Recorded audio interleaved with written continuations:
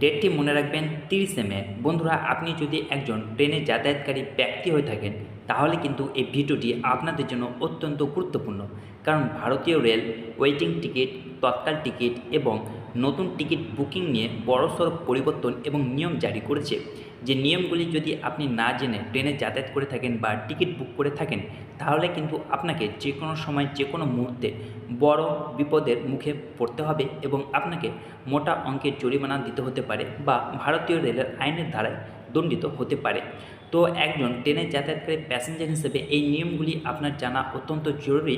তো ভারতীয় রেল কী কী নতুন নিয়ম জারি করেছে সেই সমস্ত নিয়মগুলি আজকের এই ভিডিওটিতে আমি বিস্তারিতভাবে আলোচনা করব। আপনাদের রিকোয়েস্ট করব ভিডিওটি স্কিপ না করে প্রথম থেকে শেষ অবধি মনোযোগ সহকারে দেখার আর আমার এই ইউটিউব চ্যানেলটিকে সাবস্ক্রাইব করে পাশে থাকার, কারণ আপনার একটি মূল্যবান সাবস্ক্রাইব এই চ্যানেলটির জন্য অত্যন্ত গুরুত্বপূর্ণ।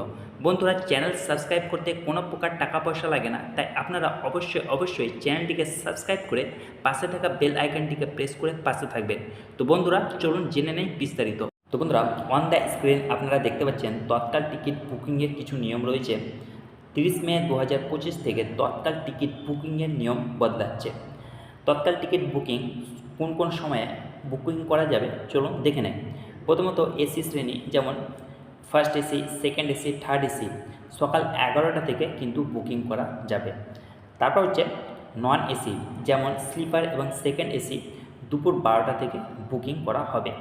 তৎকাল টিকিটের সময় পরিবর্তন করার কারণ হচ্ছে সার্ভারের চাপ কমবে এবং যাত্রীরা আরও সহজে টিকিট বুকিং করতে পারবেন। তারপর হচ্ছে যে তৎকাল টিকিট বুকিংয়ের গুরুত্বপূর্ণ কিছু দিক, যেমন বুকিংয়ের সময় যাত্রার একদিন আগে নির্ধারিত সময়ে বুকিং শুরু হয়। তারপর হচ্ছে বুকিং মাধ্যম, আপনি শুধু আইআরসিটিসি ওয়েবসাইট বা অ্যাপের মাধ্যমে অনলাইনে তৎকাল টিকিট বুকিং করতে পারবেন।